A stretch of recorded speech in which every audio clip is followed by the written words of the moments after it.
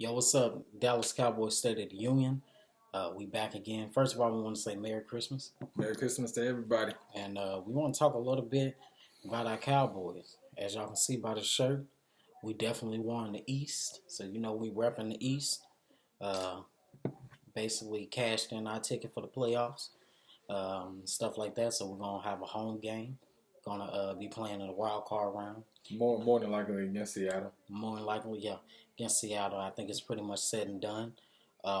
First of all, I just want to say that, listen here, big ups to this team. Coming back from being 3-5 at the beginning of the season to go seven out of 8 these last 8 weeks, win the division, lock it up with a week to go in the regular season and stuff like that. Going ahead and locked it up. Now Right. they can focus on if they need to rest some players next week and things of that nature.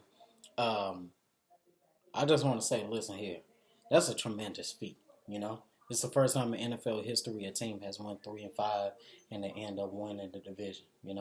So first of all, we just got to say congratulations to the Cowboys on that. Before we get into anything else, you want to talk a little bit about the Bucs game? Yes, there were some good things, and of course, there were some bad things. For one, Scott Linehan, down on the goal line, Dak threw the fade to Gallup, which good play, but on first and second down, they didn't give the ball to Zeke once.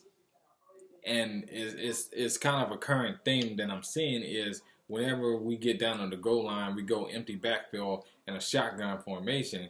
I get it. You're trying to disguise a run to Zeke because, almost everybody's expecting it.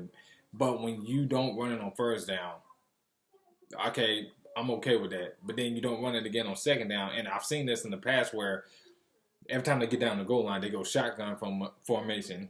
Yeah. And what winds up derailing the red zone drive is they either get a penalty, Right. or the play calling is predictable in the red zone. Yeah.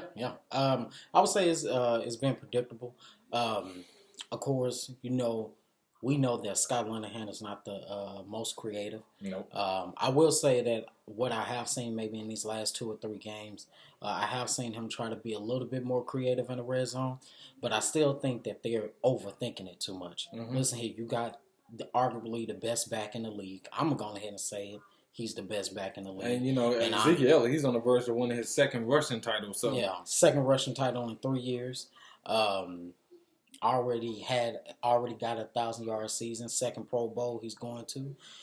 So that's going to be tremendous for him. But you have the best running back in the league, and I don't want to hear nobody say nothing about Gurley and other people. Listen here, they're great, but I'm gonna call it like I see it. Zeke Elliott is the best back in the league, and I'm standing by that. Mm-hmm. But you are the best back in the league, and we've seen what he can do even with this subpar O-line as far as like blocking for him and stuff like that. So I just don't understand why in the goal line we never even try to attempt to give the ball to Zeke. Yeah, one example I want to point out last week against the Colts, 31, I believe it was, and we're in shotgun formation. Dak faked it, tried to hit Alawale on the flat out, missed it. Yeah. But while you said it was a great design play call, and I agree, but it's like if you're in a shotgun formation, Zeke at that point was running 5 yards per carry. Yeah, he was averaging. And it was a 31. Yeah. You have to give it to your best back in the league. And if they get stuffed on 31 or they get stuffed, they pick up a first down without scoring. Right.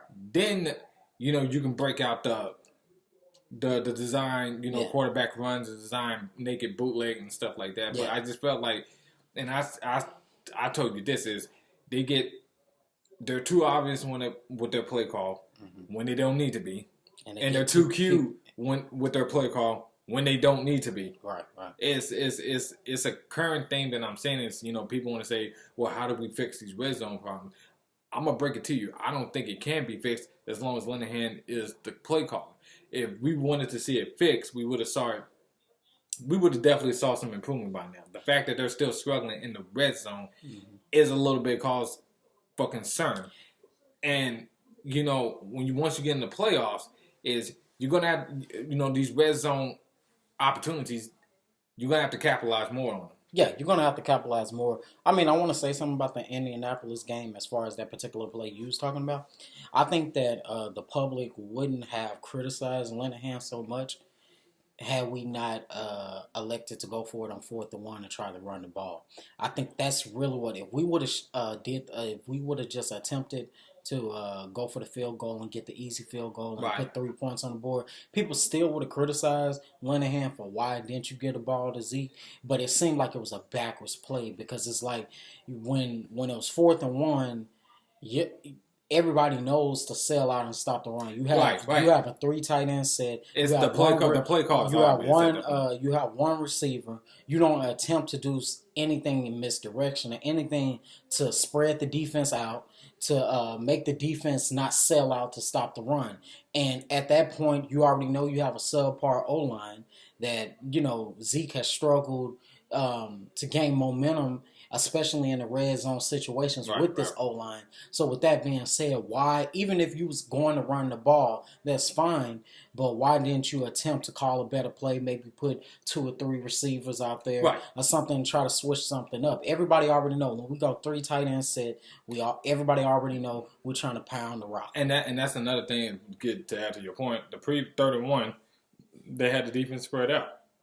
And I felt like if I'm the play caller, if I'm Linehan, that would have been the perfect time to do a halfback draw. Yeah. Meaning Dak hesitates and then give it to him. Yeah. That way, all 5 of your linemen are at the point of attack, mauling these defensive linemen. On 4th and 1, however, like you said, 3 tight ends, 1 wide receiver, I formation, goal line formation. We know it. The defense know it. Matt Eberflus, from the defensive coordinator, who's a linebacker coach in Dallas. He knows what's coming. Most definitely. And it just was no creativity to it. No. On that 4th and 1, I would have did something along the lines of play action or a RPO, where Dak has the option to give it to Zeke or run the ball himself, and or a design quarterback run. Yeah. And when you look at it, I think that's the reason why you've seen us struggle so much in the red zone this season alone. We have gotten away from doing RPO.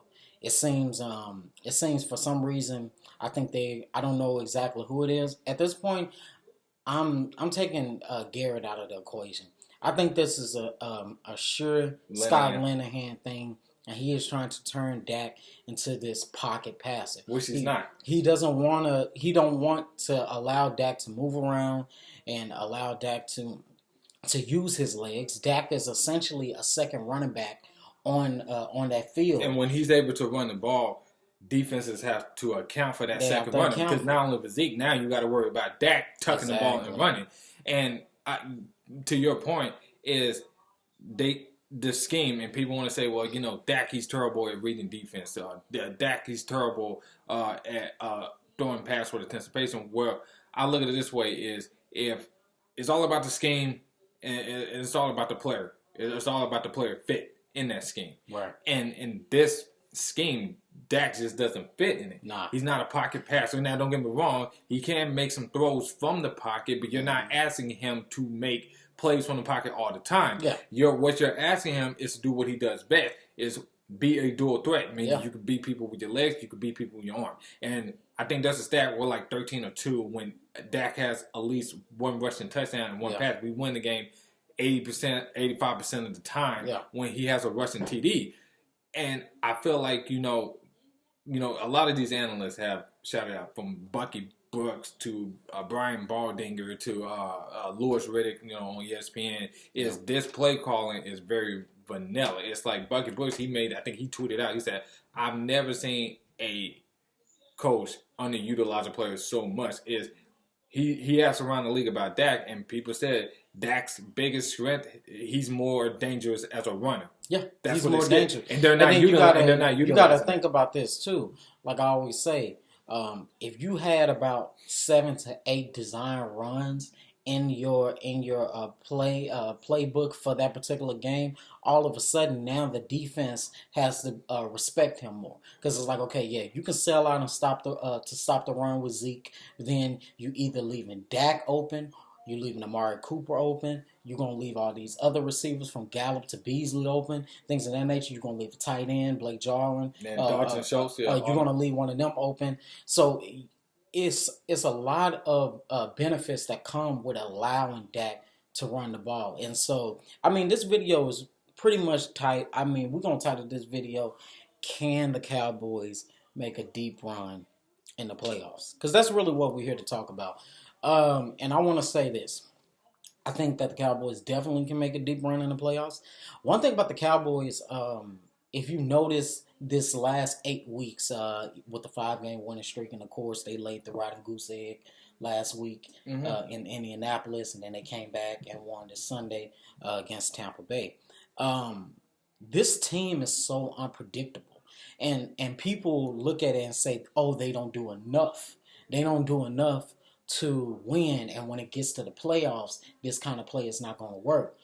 But one thing they failing to realize is that this team from week to week has been so unpredictable. You know, even during this 5-game winning streak, you just really don't know. And so that's something that I'm hoping that we can utilize to our advantage. Because if you look at the tape, you know, and you look at the tape these last 8 weeks, each game you're seeing something totally different, and it upsets us as fans, you know, that we don't see it enough. And then on top of that, it upsets us because when stuff don't work, then we say that, well, why don't we stick to what works in the playoffs? And this is what I'm hoping. This is just my theory. I'm hoping that, hey,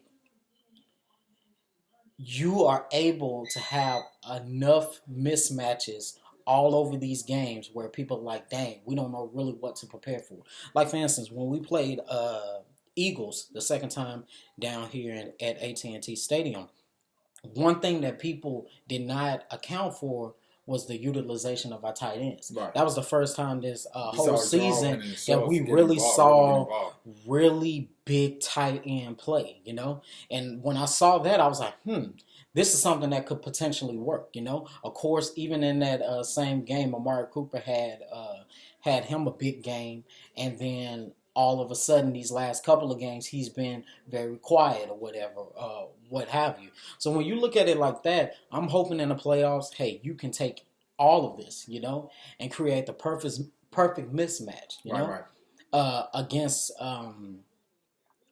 these teams. Honestly, everybody's always saying, oh, well, Seattle's playing really great football and stuff like that. It's a whole lot of people playing really great football. Yeah. You look at it like this. I'm not scared of Seattle. Number one, they're going to be coming in our house. And the last time we faced them, we didn't have Amari Cooper. So and last time we didn't face them, we didn't have Amari Cooper. Not to mention, even with the other receivers that we had in the poor play, we were still in that game. Right. You know, because of our defense, we were still in that game pretty much up until the fourth quarter. Right. Now, one thing we can say, oh yeah, and then Zeke fumbled the ball, and then it was kind of downhill from there, things of that nature. But one thing that we can say is that this whole season, except for the Indianapolis game, we have been in every game. Yeah, even the games that we lost, even dating back to the beginning of the season when we had people like Deontay Thompson, Allen Hurns, people, things of that nature that was dropping balls left and right, Dak having poor play on his part, O-line not playing up to par and things of that nature, and the defense basically carrying this team. We were still in every game. So when you look at it like that, you look back at that Seattle game, they won by 24 points. I think, what was the score? I can't remember exactly. I really can't remember. Exactly what the score ended up being. But you look at it like that, we was pretty much in that game. I say it's like this. You take that experience. Again, you have Amari Cooper now.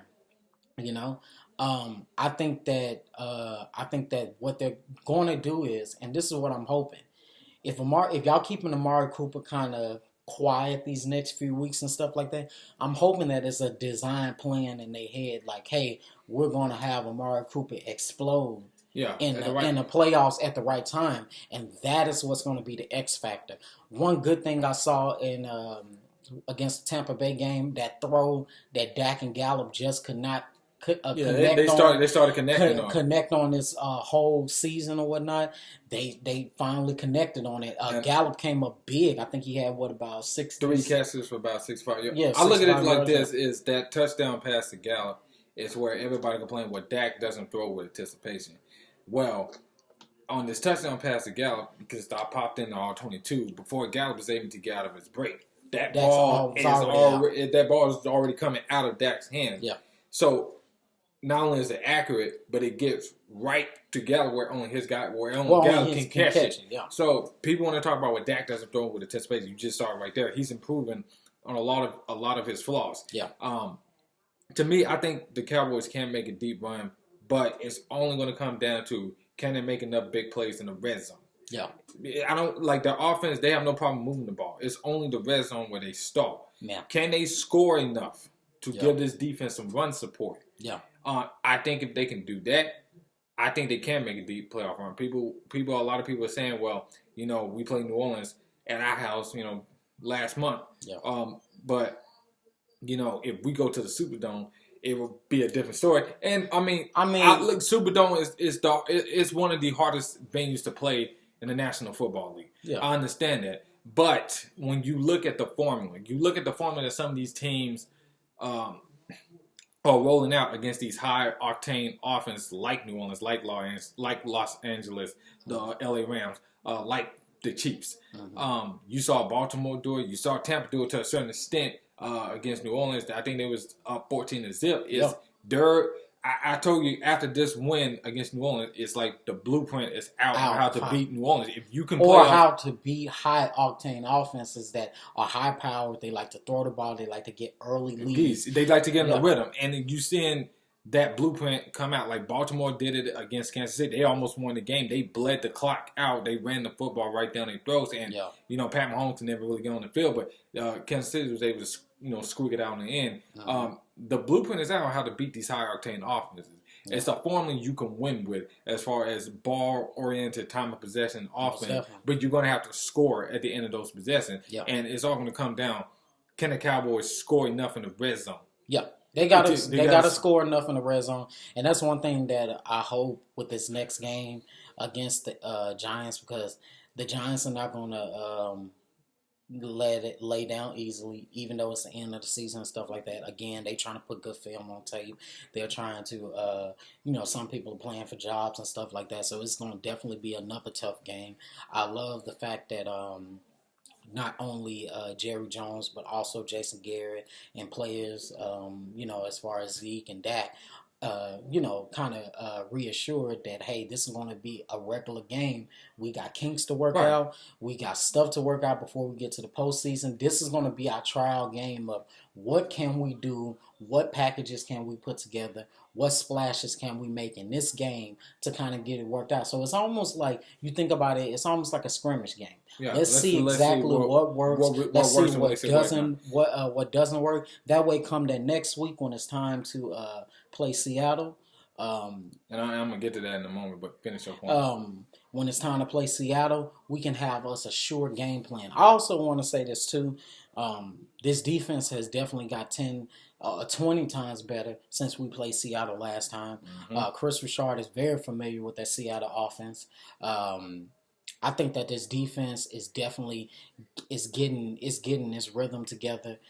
It knows exactly its identity, and I think at the beginning of the season we saw potential in its defense. Me and you even went to the training camp, and I said from day one, I said, this defense is going to be good. I said this defense is going to be legit, and I just had a feeling then, and we saw them just continue to grow, mature, and get better because it is a young defense, and we've seen players like Randy Gregory. I mean, the dude is stepping up and just stepping up after being off almost 2 years without playing football and stuff like that, and coming in and just stepping up and just balling out. Right. And I think the biggest thing for this defense is now they're getting turnovers, and turnovers are huge, especially when you're able to score off those turnovers, whether it's on defense or the defense is setting up the offense for an assist.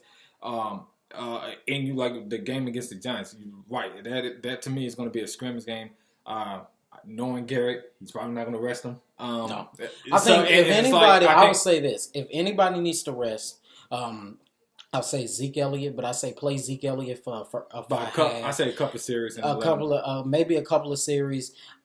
Honestly, if he's up to it, play him for probably 2 quarters. Right. I'm saying 1 quarter at the least. Just play him for 1 quarter so he can stay in the rhythm and stuff, and then let him rest. Zach Martin, play him for a couple of snaps, let him get off the field and just really rest up and stuff. But that way you're still keeping this continuity together. But you want to let Zeke rest because I already know that Zeke is going to be good. I'm not really worried about Zeke. Zeke's going to be good come playoff time, but I really want to see Darius Jackson and Ross Smith get more snaps because I do think that when it comes time in this, playing playoff time, I do believe that us playing ball control and pounding the rock is going to be essential to our game plan. And if we can get those other running backs in the rhythm and stuff like that, get them in a rotation or whatever where Zeke doesn't have to basically do everything himself or whatnot, and you can get those other 2 running backs to come in and make splashes, maybe get a couple of dirty yards here and there and kind of help just continue to move the chains and stuff. All of a sudden now you got to account for more people. And also, it also helps that we don't have a bye week. I think that's a lot of the viewers are probably going to be watching this. They're going to like, whoa, why is that good that we don't have a bye week? Well, you look at it this way: is given the history of the last 2 Super Bowl winners, is they caught fire in the wild card. Yeah. It's all about momentum at this time of the year. It's all about catching lightning in the bottle because the league is very big on parity. Yep. It's good that we don't have a bye week and we can just go into the wild card rolling because we've seen what happened when we had a bye week, and we get knocked out in the divisional round. Right. I feel like, in my point when I'm getting to this is, I feel like this is what's going to happen to New Orleans if we're able to get past Seattle. Mm-hmm. New Orleans, they've been winning the last 3 weeks, but they haven't been scoring 30 to 40 points like they have been before. Exactly. They came to Jerry World. Exactly. And them having a bye week and having that 1 week off, yes, it helps, but it's also like rust versus repetition, rhythm. Yeah. I feel like they're gonna get off to a slow start. Yeah. And we can take advantage of that as far as getting our ground game going and chewing the time. Look, the game plan hasn't changed. Okay, yeah. The only difference is if we get past Seattle, we're gonna be playing in the Superdome. Yeah, the game plan hasn't changed. You beat the Saints. Yeah. With this game plan, back in Jerry World. Mm-hmm. Now you got to go do in the Superdome. And I know a lot of people want to say, well, man, the Saints, they're hard to play at home. The Superdome is one of the toughest venues to play. It's like, and that's very true. It is. It's very hard to play. Sean Payton is 5-0 at home in the postseason. Yeah. So I think if we're able to get past Seattle, I think we have a good chance of giving them their first loss at home in the postseason because they're going to be coming off a bye week. They're going to be rusty, and trust me, I've been through this as far as bye weeks are concerned. You're very rusty. You get off to a very slow start until you're able to find your rhythm again, and that's like later in the game. Yeah. Because you've had that week off, you haven't been playing. Normally, the teams that win the Super Bowl, they catch fire in the wild card. Momentum. Yeah. And, because they've been playing from week 17 into the wild card on up to the divisional round. They're going to be a lot more prepared as far as rhythm is concerned. A lot of factors go into it. So people are like, well, yeah, they have home field advantage. I get it. But we could use them having a bye week to our advantage if we're able to get past Seattle. Yeah, I agree with that. I want to say one thing, too. I said at the beginning of this season, I said that if we made the playoffs, which I was pretty much confident at the end of the 2017 season, I said that we would definitely be back in the playoffs. But I think I told you and I told some other people, I said, honestly, I don't want us to be a first seed. I want us to have that kind of chip on our shoulder. I want us to come in with the wild card, playing in the wild card round. And how you've seen this season go so far, these boys are playing, these men are playing with this chip on their shoulder. Yeah. It's like everybody, the world. Yeah, everybody is counting them out, from analysts to fans to radio hosts. Everybody everybody is counting this team out. Everybody's saying this team can't do it. So you're hoping that they're able to channel that aggression, channel that, hey, people think that we can't do this, channel that, come in and handle business. And I believe that this team can handle business. I believe that when it comes time, when it comes time to step up to the occasion, I believe that Dak as well as Zeke, they are great when the lights at its brightest, and we've seen that. We've seen that so much. We've seen that all season. We know Amari Cooper, what he can do. Definitely when the lights are their brightest. So I just hope that we're able to put all these pieces together offensively. I want to get Amari Cooper more involved. I love the fact that Gallup and Dak was connecting last week, or this past week. So I hope that we see a little bit more of that, because I do think that's going to be an X factor. Yeah, that's going to be an X factor. Beasley getting more involved or whatever. I love that. Yeah, 5 catches for 50 yards. So yeah, I love that. So when you look at it, we got weapons offensively all around the board or whatnot.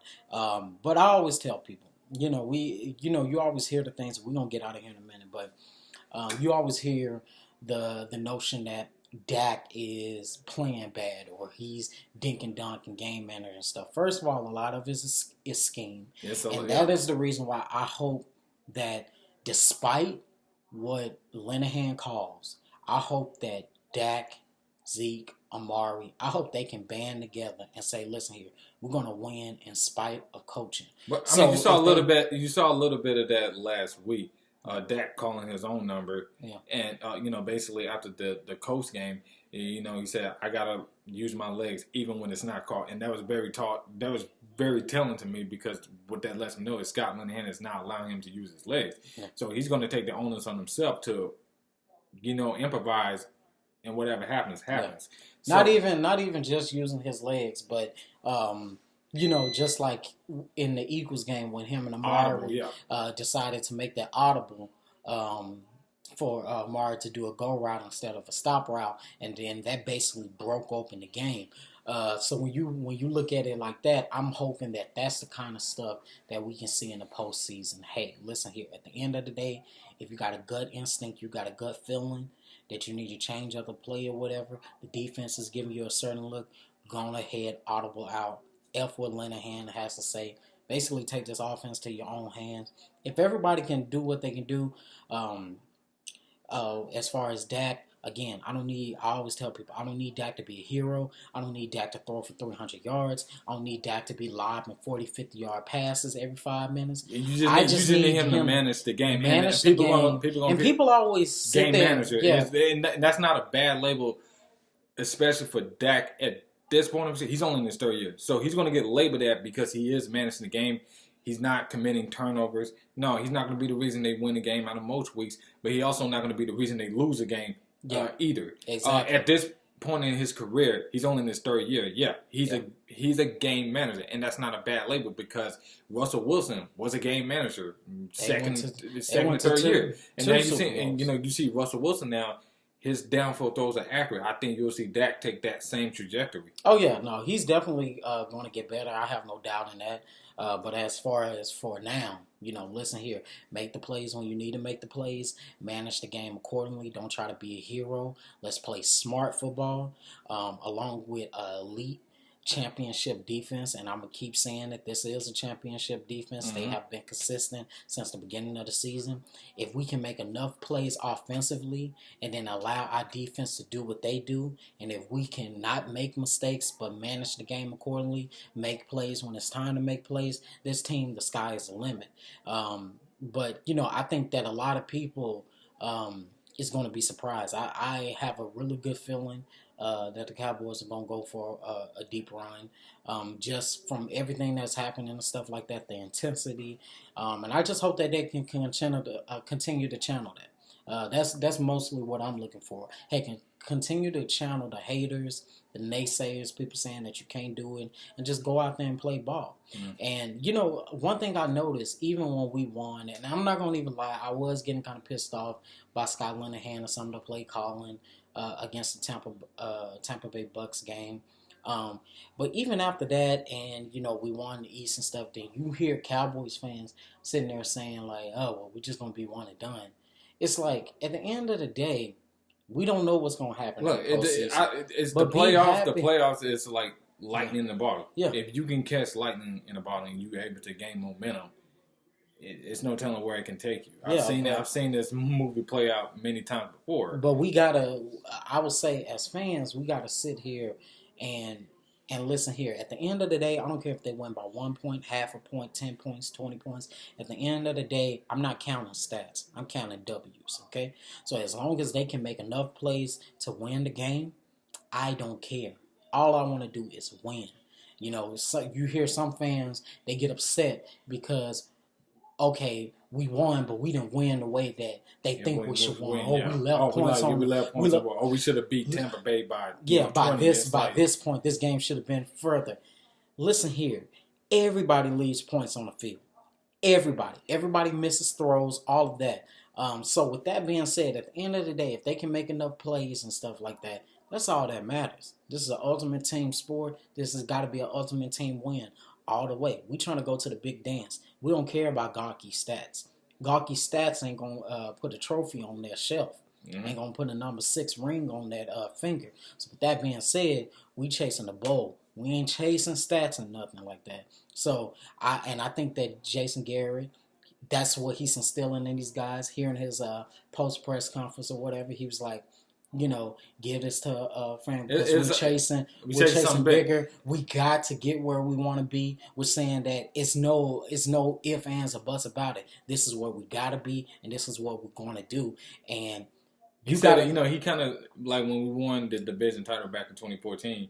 He said something similar to that. You know, he wants you to give the hat to somebody else. You know, we chasing something much bigger than this. Yeah. So, but, you know, at this time, you just see the intensity in him. I think he gets a bad rap a lot of times and stuff like that. But like I always tell people, one thing that you can't say is that this team quit on him, because this team never quit on him. 3-5, most players would have packed it up, said, it's over, we ain't got no chance. But whatever he's saying, whatever he's preaching in that locker room, they're buying into it and they're believing in themselves. And that's the great thing for young players and a young team.